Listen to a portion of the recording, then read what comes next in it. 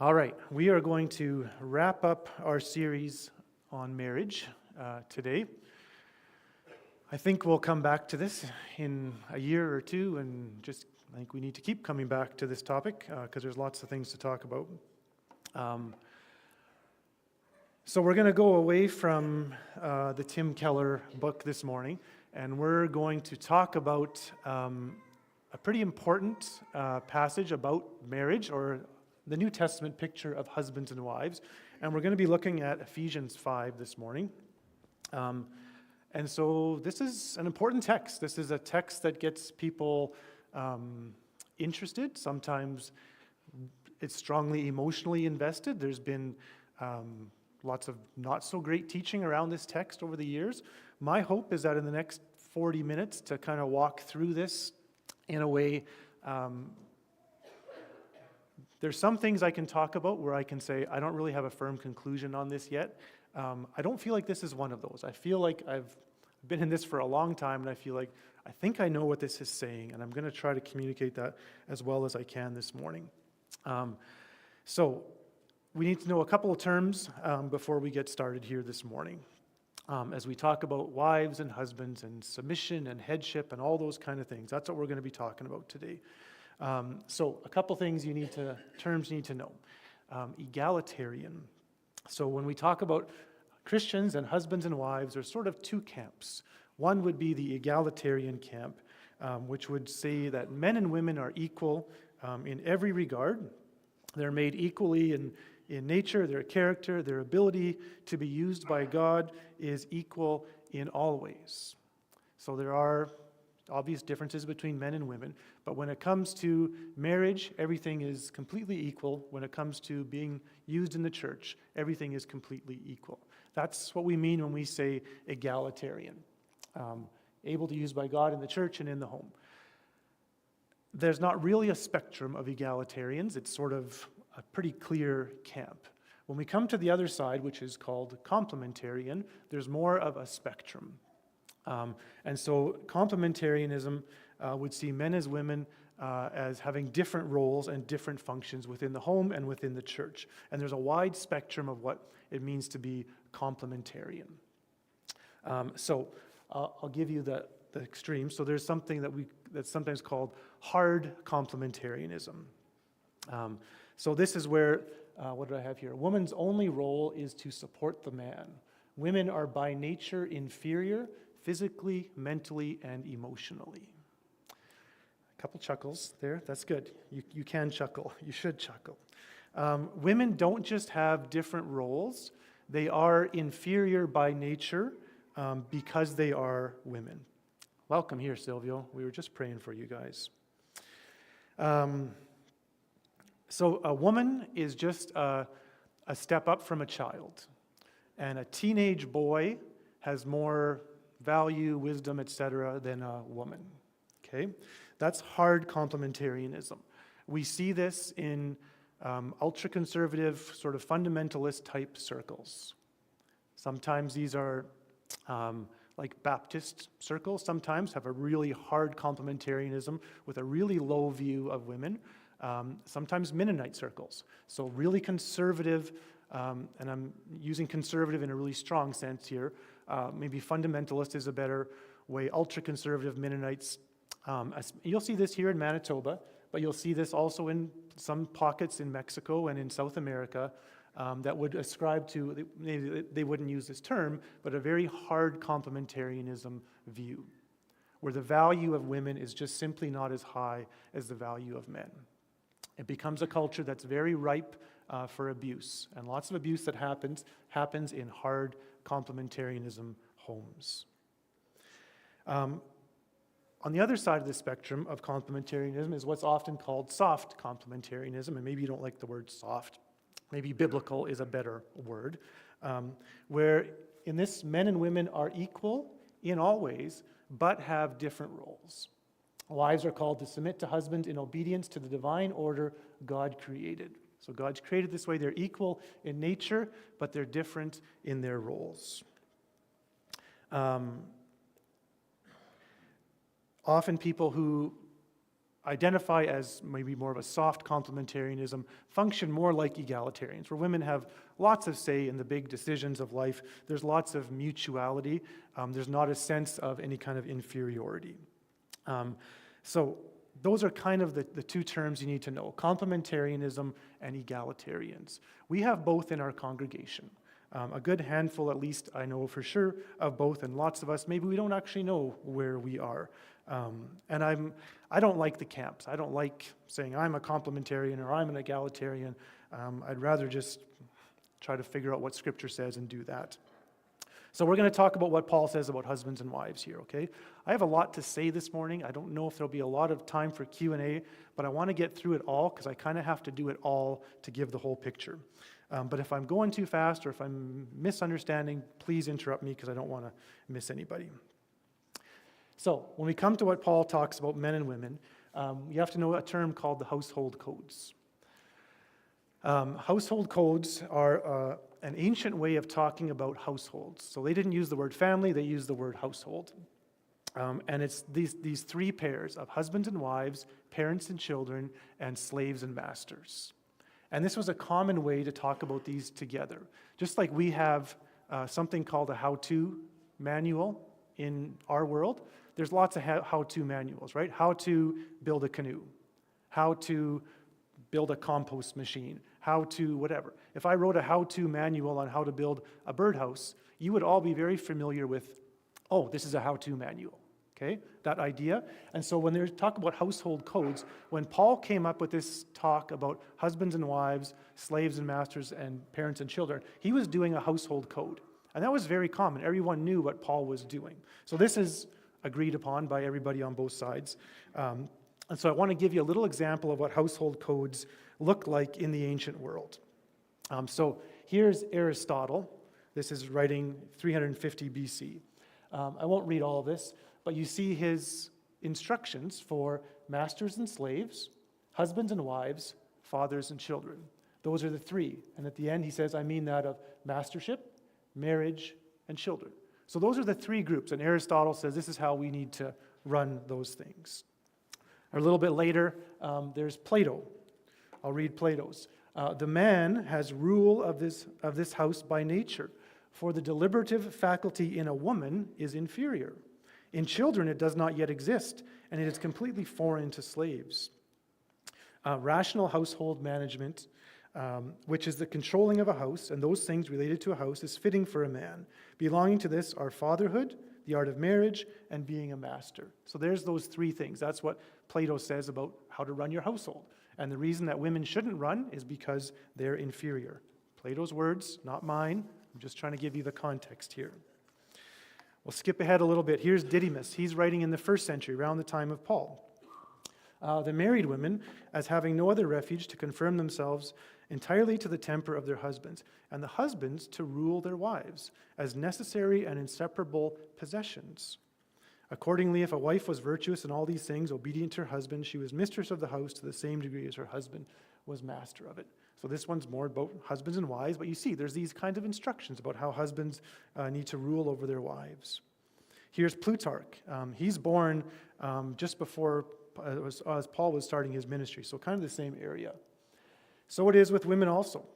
If they subordinate themselves to their husbands, they are commended. But if they want to have control, they cut a sorrier figure than the subjects of their control. And control ought to be exercised by the man over the woman, and so on. So this kind of language was around in the world. How to run your household. I guess maybe our closest comparison would be like marriage books in our library or something like this. So these are the Greek philosophers. These are the kind of things that they said about husbands and wives. And Paul gives his own version of a household code. And there's a few of these, 1 Peter, Titus, Colossians. We're going to look at the one in Ephesians this morning. And here's the differences that I want us to notice between what the Greek philosophers say about a household and what Paul says. So some of the differences. Paul calls women to submit, but not to obey. So that language is different. Children are called to obey. Children obey your parents, Masters, obey your slaves. But he doesn't say, wives, obey your husbands. He certainly could have. That language was certainly around in his culture. He uses a different language of submission of wives rather than obedience. Okay, that's a difference. Second one, husbands are not called to make their wives submit. So we read in, was that Plato, husbands, to rule over your wives. Nowhere in Paul's letters are husbands ever instructed to rule over their wives. Never says in the Bible anywhere, husbands rule over your wife. So Paul is moving things in a different language, rather to the language of submission. We're going to talk about that. A third difference, there's no hint of innate inferiority. There are lots of examples, like I read the one from Plato, where the reason that men should rule is because women are inferior to men. Paul never says that. You can read all the New Testament. You'll never find Paul talking about women being inferior to men. That's not his reason for why he writes what he writes. A fourth one. Paul never calls the man the ruler or the master or the Lord. Those were all common words for the man of the house. Those words have a strong sense of authority, of one who is more powerful over one who is weaker. Rather, Paul uses two words for men, for the husband. He either calls them the man, which is also the husband. There's no Greek word for man or husband, it's just man. He calls them the man, or he calls them the head, which is connected to the body. There's a mutuality. But he never calls husbands the ruler of their house. He never calls them the master of the house. And he never calls them the Lord of the house. Those were all common languages, common terms for the male leader of a home, to be ruler, master, or Lord. And Paul stays away from that language. And a fifth and final difference, the call to masters and to husbands is unheard of in the Roman world. I didn't even bring my Bible with me. That's okay. What Paul says to the masters, he says, slaves, obey your masters with a sincere heart. And then he says, masters, do the same to them. Nobody ever told masters of slaves to treat their slaves with kindness. And so what Paul does there is unheard of. And what he says to husbands is unheard of. We're going to talk about it this morning. So Paul gets accused of being a sexist lots of times. Lots of people say, I love Jesus, but I don't like Paul. Paul is not a sexist. He is doing something completely opposite to what we think of in terms of sexism. And we're going to, if we understand Paul well, I think we will let go of that accusation. Okay, tracking so far? Household codes. That's what happens in the Greek world. Here's Paul's version. And so we ask, what about submitting? What does that mean? What about headship? We're going to answer both of those this morning. So when we talk about what does it mean to submit, remember that this comes out of being filled with the Spirit. Submission is a result of being filled with the Holy Spirit.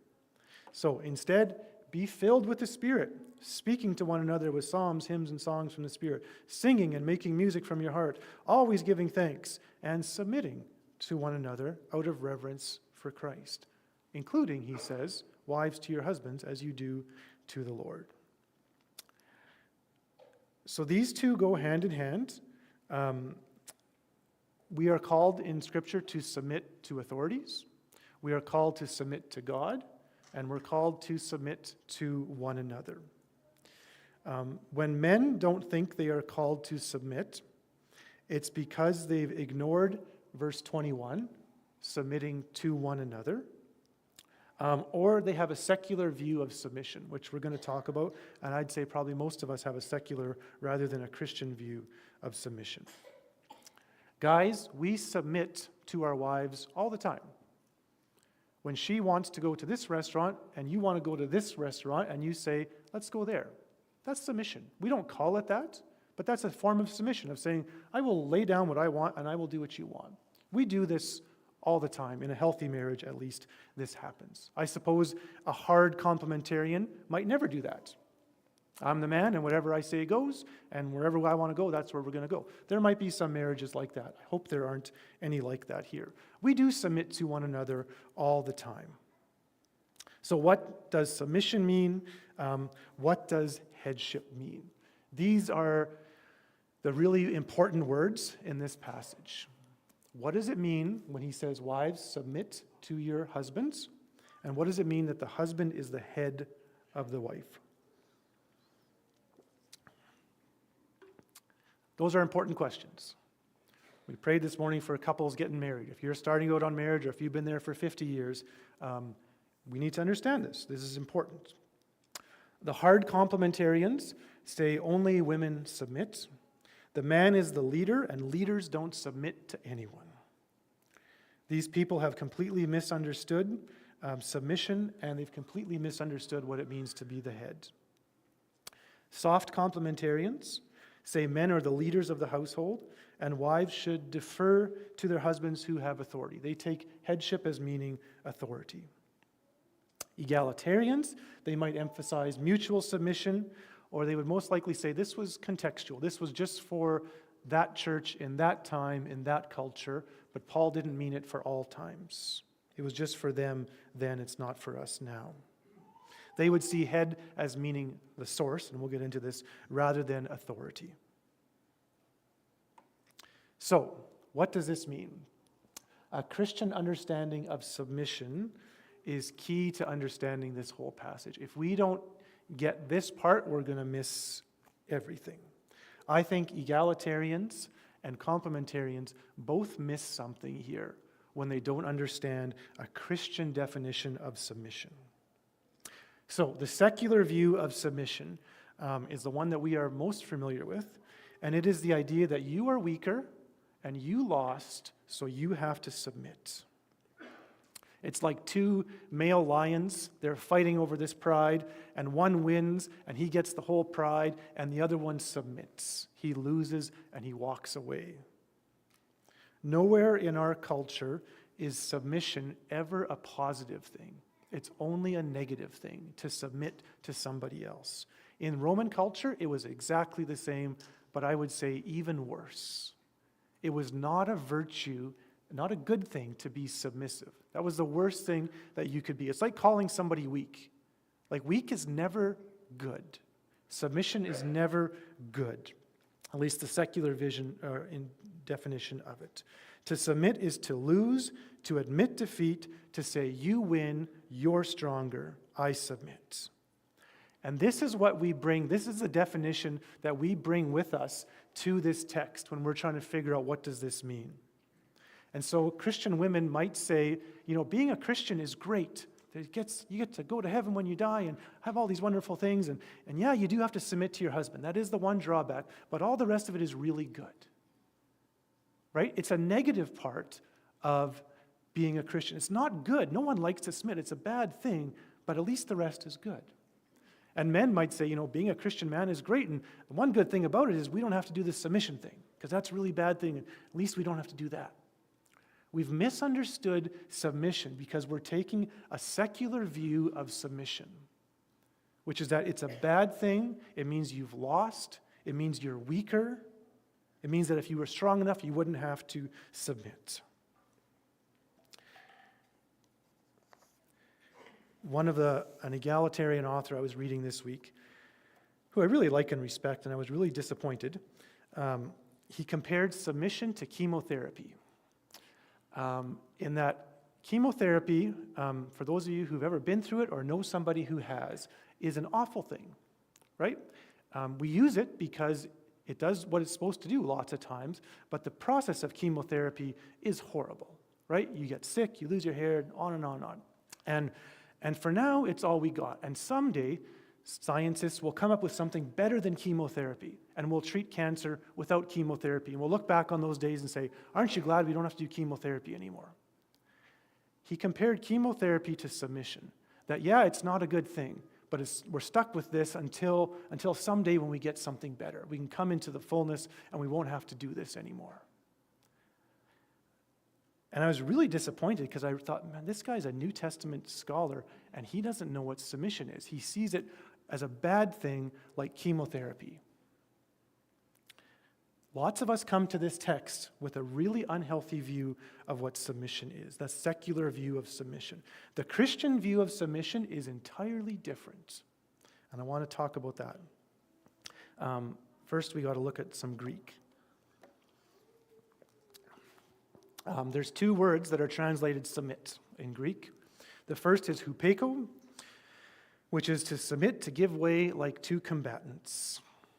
Two lions fighting and one overpowers the other, that's hupeiko. He has to submit. If you are in a position of power, you can force somebody to submit to you. So if you're in a wrestling match, right, and you guys are fighting, and one guy gets a guy in another hold, and he can't get out, what does he do? He taps out, or he says, say uncle. Maybe you had a big brother who did that to you, right? Gets you in a lock, and he's giving you a noogie, say uncle, say uncle. That's hupeiko. You can force somebody to submit, and you submit because they're stronger and you lost. The other word for submission is hupotasso, which is a voluntary yielding in love. It's often used in military language of coming underneath your commanding officer. There's no power to make someone do hupotasso. It's only voluntary. You can't force someone to do this kind of submission. It's voluntarily taking a lower position, which never happens in society. Now, take a guess which word Paul used when he tells people to submit. It's always hupotasso. It's never forced submission. That's why Paul never says, husbands, make your wives submit, because then he'd be using hupeiko. He always uses hupotasso. It's your choice whether or not you want to submit. You voluntarily come underneath someone. So that's different already than our view of submission. Jesus turns submission on its head. When he washes the feet of his disciples, this is submission. This is him taking the lowest place that could possibly be taken at that dinner table, taking the role of a slave, dressing like a slave, and washing his disciples' feet. No leader would ever do that. That's why Jesus calls it out. He says, you call me teacher and Lord, and you're right. And I've made myself like a slave to you. Jesus models submission for us. You look at Philippians chapter 2, this famous little hymn about who Jesus was, who being in very nature God, did not consider equality with God something to be used to his own advantage. Rather, he made himself nothing. Submission. By taking the very nature of a servant, being made in human likeness, being found in appearance of man, he humbled himself, becoming obedient. Obedience. You think of that? Jesus, the creator of the world, was obedient. That's submission. And so Jesus models submission for us all the time. He turns submission from a vice, a bad thing, into a virtue, into a good thing. In Roman culture, being submissive was the worst thing you could be accused of. And Jesus turns that all on his head, and he uses his power in a very different way. I like this line. I've spent many hours reading many books and listening to many podcasts. And so Preston Sprinkle, who has like 5 hours on the meaning of the word head, which we're going to get to, says this: submission should be on par with courage, strength, holiness, and honor. We all want courage, strength, holiness, and honor. But do we want submission? The call to submit is the call to be like Jesus, which makes me think, why are we trying to jump hoops and make this so it doesn't say we actually need to submit? To submit is to be like Jesus. And when we get that view of submission, that this is actually me being like Jesus, then submission is no longer the horrible thing that we think it is. I used to believe that what Paul says to women about wives submit to your husbands was just a cultural thing. It was just for that time. I no longer believe that. I believe that if Paul was speaking to our church today, he would still say, wives, submit to your husbands. I don't think it's cultural. I don't think it was temporal. I think it's for all time. And this is your act of love for Jesus. This is how you become like Jesus. Submission is a key characteristic of being a Christian. Why would it not apply to husbands and wives? of wives voluntarily taking the low position to build up your husband. Now, I'm going to quickly move to husbands as I leave that hanging in the air. What does he say to husbands? A whole lot more. Husbands, love your wives just as Christ loved the church and gave himself up for her to make her holy, cleansing her by the washing with water through the word, and to present her to himself as a radiant church without stain or wrinkle or any other blemish, but holy and blameless. In this same way, husbands ought to love their wives as their own bodies. He who loves his wife loves himself. After all, no one ever hated their own body, but they feed and care for their body, just as Christ does the church. For we are members of his body. For this reason, a man will leave his father and mother and be united to his wife, and the two will become one flesh. This is a profound mystery, but I am talking about Christ and the church. However, each one of you must also love his wife as he loves himself, and the wife must respect her husband. So here's the short version of what he tells husbands to do. Love your wives as Christ loved the church and gave himself up for her. I don't know what hard complementarians do with this passage. I suspect they ignore it completely. If you want to rule over your home with an iron fist and have your wife say, yes, dear, no matter what you say, this verse ruins it. In some ways, I don't even know how to comment on it because it's so plain. It's like trying to do a whole sermon on do not steal or do not murder. It just says what it says. What it says is, as Christ loved the church and gave himself up for her. That's how we are supposed to love our wives. He gave himself up. He went to the cross. He gave up his life for the church. And that's the comparison that husbands are supposed to look to when we think of how we're supposed to relate to our wives. He doesn't say, rule over your wife the way that Christ rules over the church. He actually says the opposite. He says, give up your life for your wife the way that Christ gave himself up for the church. So that's the call for husbands. And you can argue it's a higher call than the call to wives. He actually says a lot more to husbands anyways. But it is essentially saying to submit in another way. Look at the way that Jesus gave himself up for the church. That's how you need to give yourself up for your wife. Again, this comes out of right before this is submitting to one another. Every other one another in Scripture applies to my wife. When it says forgive one another, that includes my wife. When it says encourage one another, that includes my wife. When it says build each other up, that includes my wife. When it says submit to one another, that includes my wife. Paul is giving a picture of mutual submission. Wives submitting to husbands, and husbands, if he doesn't use the word submit, that's fine. It's very much the picture. Laying down your life for your wife. Loving her like you love your own body. Then we say, okay, but what about headship? We get to be the head. What does that mean? So we got 12 minutes. I want to get through that, and then we'll see if we have some time for some comments. The Greek word is kephale. It literally means head, and so sometimes it can mean the thing on top of your neck. Often it does, but it has metaphorical uses as well. One is authority, and so in English we would talk about the head of a committee, right? If you're the head of a committee, you are in charge of that committee. We get that? The other one is source. So we talk about the headwaters of a river, right? That's where the river begins. It's the source. It's not about authority, it's about a source.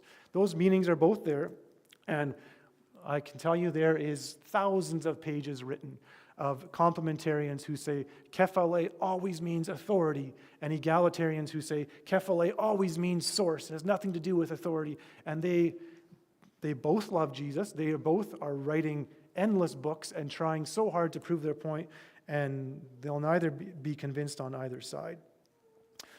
It does mean both. And it means both even in Ephesians. I'll give you two examples here.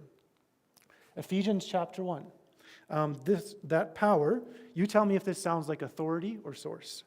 is at the same time as the mighty strength he exerted when he raised Christ from the dead and seated him at the right hand in the heavenly realms, far above all rule and authority, power and dominion, and every name that is invoked, not only in the present age, but also in the one to come. And God placed all things under his feet and appointed him to be head over everything for the church, which is his body, the fullness of him who fills everything in every way. I'm going to ask the youth so you guys can be engaged. Does that sound like authority or source? Say authority. Yeah, you're right. Look at the word. Rule and authority, power and dominion. Jesus is the head. Kephale. It sounds like authority, and I think it is. We'll go a little bit further in Ephesians chapter 4. Tell me if this sounds like authority or source. Instead, speaking the truth in love, we will grow to become in every respect the mature body of him who is the head, that is Christ. From him, the whole body, joined and held together by every supporting ligament, grows and builds itself up in love as each part does its work. Does that sound like authority or source? Way to go. Yeah, source, right? We all come from Jesus, right? He is the source. It's from him that we grow. So this is Ephesians, and Paul uses kephale as authority, and he uses it as source. And so the big question is, what does he mean in chapter 5 when he says the husband is the head of the wife? Egalitarians will say, complementarians will say, kephale means authority. It means that the man has authority over his wife. Egalitarians will say man has nothing to do with authority, it's all about source. The husband is the source, the way that Eve came from Adam, and the woman's livelihood comes from her husband. We try to avoid authority at all costs because we also have a negative view of authority. A husband is supposed to rule over his wife. That doesn't sound like a loving marriage, so we try to get away from authority. I've been through this lots. I'm going to sum up hours and hours of research in one sentence. I think it's authority. I think the passage makes most sense when we understand kephale as an authoritative sense. And the guys breathe a sigh of relief. Oh, good. We get to be in charge. The question is, what do we do with that authority? What did Christ do with his headship of the church? He humbled himself by becoming obedient to the point of death, even death on a cross. What are husbands called to do with their authority? Whatever it is, it has to mean giving up their life for their wife, loving their wife as their own body. We use our authority to lay down our lives for the sake of our wives. We use our authority in reverse, which is always what Jesus taught, right? He talks about how the Gentiles use their authority to make people do what they want, and Jesus says to his disciples in Matthew 20, "Not so with you. Instead, whoever wants to become great among you must become your servant. Whoever wants to be first must be your slave. For the Son of Man did not come to be served, but to serve."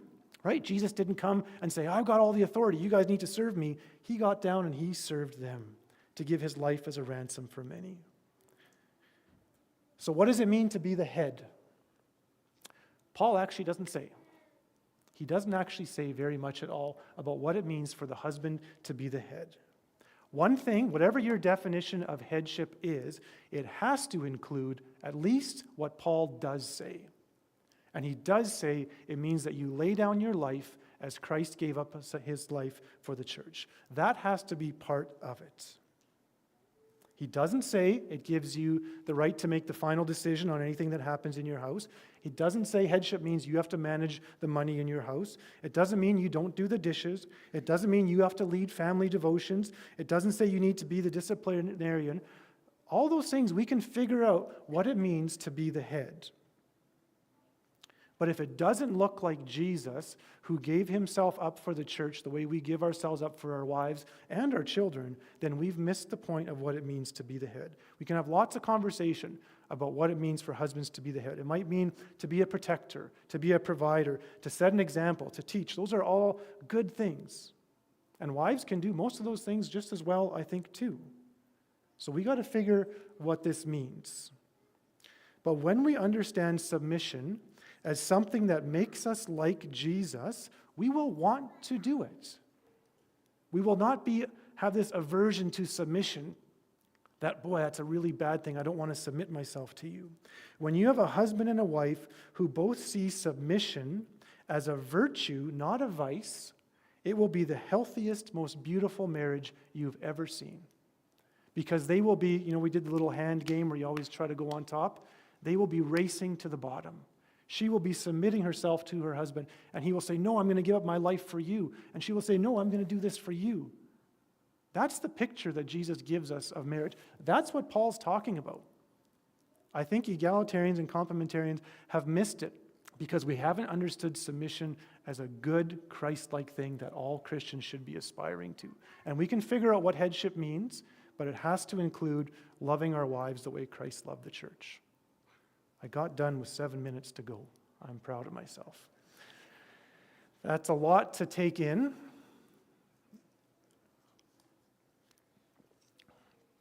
Am I on track or am I off track? Thank you, whoever said that. It was a guy, so I'll take that as a good thing. My legs are tired, though, so I'm going to sit here.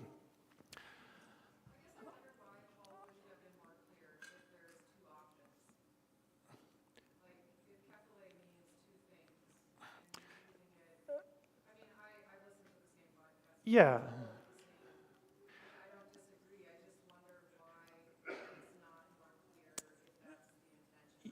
Yes. So why wasn't the question was for those watching? Why wasn't Paul more clear on which use of kephale he was using, whether it was source or authority? And probably if you would have asked Paul, he would say, "I was very clear. You just don't speak Greek, so you don't understand," or something like that.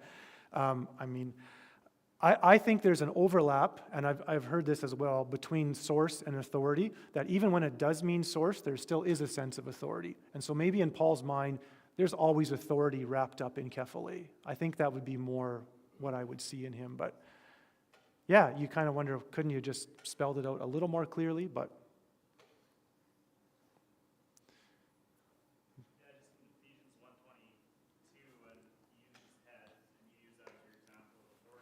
yeah.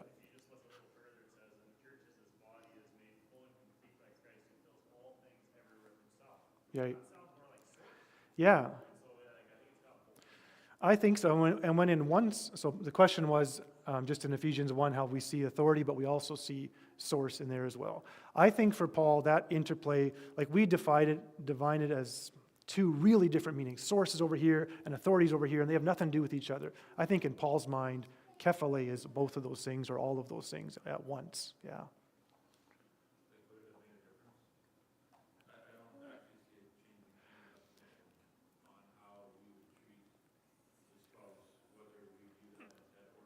Okay. Yeah.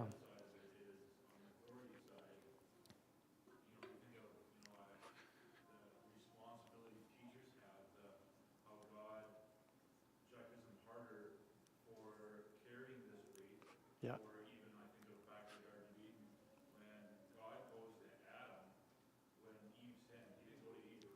Yeah.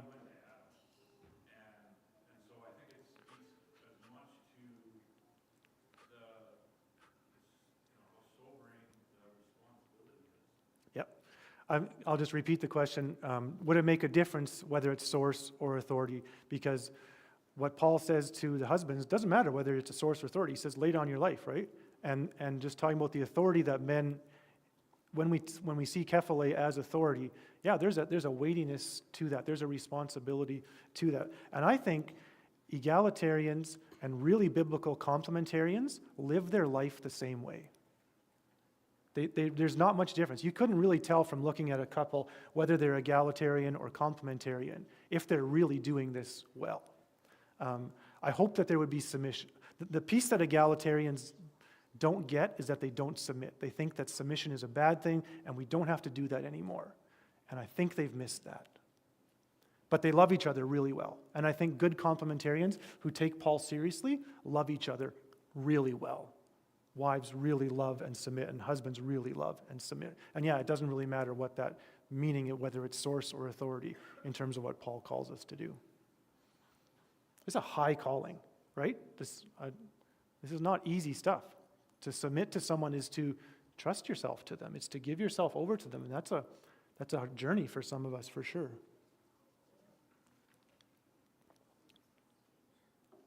Okay, any last comments? The husband may be the The husband may be the head, but the wife is the neck. It's not in my Bible, David, but we'll... Yeah, there is, I mean, we could talk about what Paul says in 1 Corinthians and other places.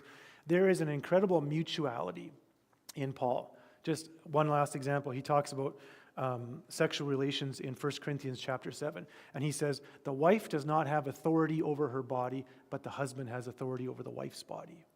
Okay? We don't like that, but at least that's cultural. And then the next sentence he says, and the husband doesn't have authority over his body, but the wife has authority over her husband's body. Wow. Nobody talked like that at all. Paul has an incredible mutuality between husbands and wives. There's never an inferiority between one or the other, either from males or females. Neither one is inferior. There is a mutuality that grows out of submitting to one another in love, out of fear of Christ. Amen. We're going to leave this topic for now. And next week we'll have a Share in Prayer Sunday, and we can pray for the needs that we have around us. But we'll leave this for now, and if you have comments or questions, by all means, pull me aside or call me or text me, and